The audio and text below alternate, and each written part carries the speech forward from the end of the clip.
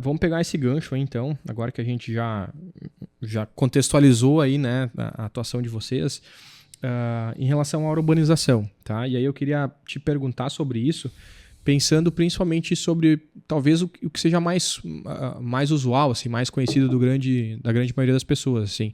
Pelo menos a minha concepção, né? Daí também se eu tiver algum ponto que não esteja de acordo, também tu pode corrigir.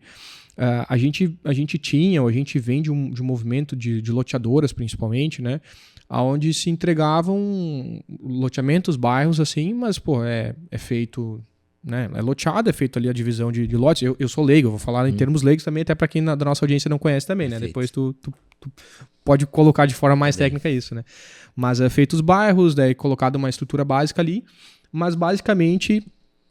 aí tem toda a parte legal de documentação e tudo mais, mas basicamente assim, tipo, vai sendo aqueles puxadinhos e a cidade vai se ampliando para outros lugares onde tem mais espaço, né? E aí vem esses desafios que é o que tu citou. Porra, quando isso começa a crescer demais, ou, né, ter muitas empresas fazendo isso, uma demanda muito grande, pessoas crescendo, tu vai vendo que às vezes isso perde um pouco sentido, ou fica uma coisa meio contramão, ou fica um puxado meio estranho. A gente pode pegar, sei lá, Porto Alegre como exemplo, que a gente tem tantas coisas, é um emaranhado de coisas assim de vários lugares que tu não entende, não consegue se achar lá dentro, né? Eu que não vou muito pra lá, quando eu tenho que dirigir em Porto Alegre é uma loucura. Mas como que a urbanização ela vem para solucionar isso, de certa forma, né? Porque tu citou antes, nós somos uma empresa de inteligência de mercado, né? Então, ou seja, não é só entregar um terreno para a venda, essa é a minha percepção. Porra, existe um planejamento, existe toda uma estruturação aqui, uma estratégia para que isso seja entregue, sim, o terreno, a pessoa vai comprar, o produto em si é o mesmo, mas existe uma lógica em tudo que está sendo feito ali, existe todo o processo dessa parte sustentável, que é importante colocar nos empreendimentos também, e a gente pode até pegar os empreendimentos atuais, assim, como o 386 Business Park, que é um empreendimento super conhecido aqui na nossa região e fora também, como vocês pensam, e a urbanização ela pensa de forma mais macro, assim, naquele contexto, né? Vamos lá. Parcelamento de solo ele se dá de uma forma muito simples.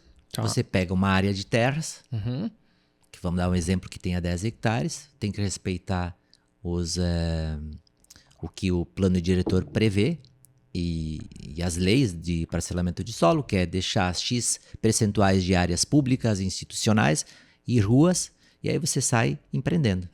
Isso é o básico, né?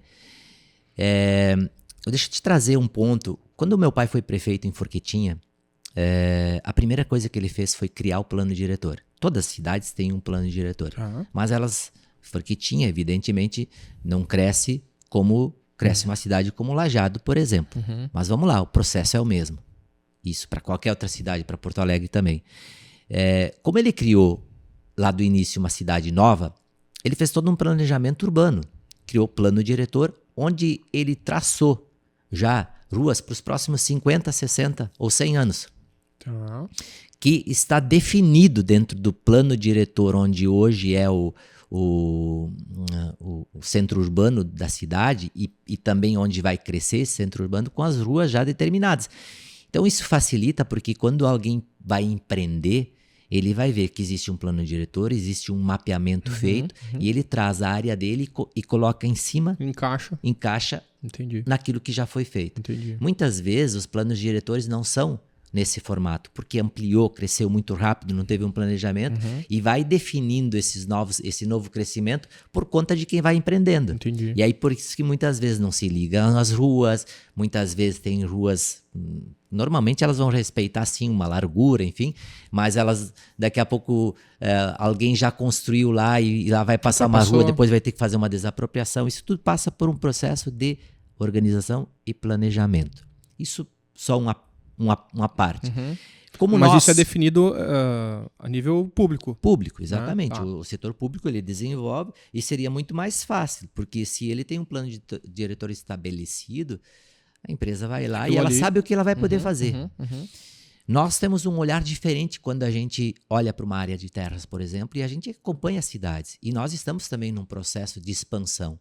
E às vezes a gente se confronta com outras empresas ou com empresas que nos trazem áreas e nos dizem o seguinte: olha, existe uma área, ela tem um potencial construtivo de X lotes e você pode atingir um X valor de resultado de negócios, e é isso. Para nós não funciona muito bem, porque a gente precisa conhecer primeiro o local, conhecer a área e entender que se aquele lugar, se aquela área, ela faz parte, se ela cabe dentro do propósito que a gente tem de implantar um empreendimento que a gente tem como definido sempre, como critérios do nosso negócio, e se ele vai caber lá. Entendi. A gente não vai fazer um empreendimento por conta do resultado que ele dá. Evidentemente que também os nossos empreendimentos eles têm que dar resultado, mas tem que ter esse casamento. Se não for isso, não vai funcionar. Entendi. Então, quando a gente olha para algum lugar, a gente e a gente também não pode só ficar escolhendo só a cereja do bolo. Sim. Evidente que às vezes a gente vai estar fazendo um empreendimento onde tem que desenvolver toda uma cidade e, por exemplo, a gente tem práticas ou empreendimentos práticos que fizeram isso. Por exemplo, o modelo 386 Business Park. Quando a gente desenvolveu ele, lá não tinha nada. Então, eu quero até te trazer aqui 2 modelos de negócio, se tu me permitir, que são o 386 Business Park e o Urban Center Conventos, que são 2 modelos de negócios criados pela empresa Richter Group, que estão completamente inseridos dentro do conceito novo de negócios, de empreendimentos voltados para as pessoas. Quando a gente fala em Urban Center, por exemplo, ele é uma solução para bairros. Então, ele foi implantado naquele bairro, foi escolhido ele por conta de ser um dos bairros de maior crescimento da cidade de Lajeado. Ele provoca no bairro uma inclusão social, ele descentraliza o centro maior da cidade-mãe, da cidade, do seu centro, ele potencializa o bairro, potencializa o consumo local, ele interage com áreas públicas que conectam as pessoas, já com equipamentos urbanos que atendam a essa necessidade, e trazem tudo num lugar só, negócio, serviço e lazer. Então, isso é um modelo de negócio que a gente criou, que tem potencial, inclusive, para expansão em outras cidades, e ele é um projeto que está implantado e funciona na nossa cidade de Lajeado. 386 Business Park, um projeto que tem um viés muito parecido, mas ele foi concebido e desenvolvido também para atender as pessoas no conceito de solução para rodovia. Porque também dentro de um espaço onde nessa rodovia circulam milhares de carros todos os dias, e lá se cria um ecossistema de negócios para que aquelas empresas se fortaleçam entre elas, se potencializam, possam desenvolver os seus produtos e serviços e entregar para essa demanda de milhares de pessoas que passam todo dia e tornam aquele lugar um local de parada. E também para as pessoas ou a grande região que ali está possa ter esse mesmo negócio, essas mesmas empresas que atendam para aquelas pessoas que têm o local como destino, ou seja, as pessoas vão para lá. Então, esse empreendimento que é o Business Park, por exemplo, a gente não conhece nada igual no Brasil que tenha esse entendimento, que tenha um ecossistema forte de negócio que atenda desde do serviço, gastronomia, e indústria tecnológica, né? Mas é um grande ecossistema que se fortalece e atende as pessoas. Legal. E cria um novo centro urbano. Sim. E não somente o empreendimento, mas todo o seu entorno também se desenvolve e se potencializa. Então, a gente passa a ter um empreendimento de referência, inclusive nacional, por conta desse potencial que ele tem. Caramba. Assim, eu acho que de um ponto de vista leigo também é como se tu criasse uma mini cidade, né? Porque tu vai colocar todas essas soluções dentro de uma metragem menor, né? Nos 2 modelos. O modelo de bairro, por exemplo, ele é muito parecido com o que hoje a gente fala que são os bairros planejados, que são bairros totalmente construídos, bairros novos construídos, né? Então, tudo passa a ser novo naquele local. Legal. Organizado, bonito, planejado.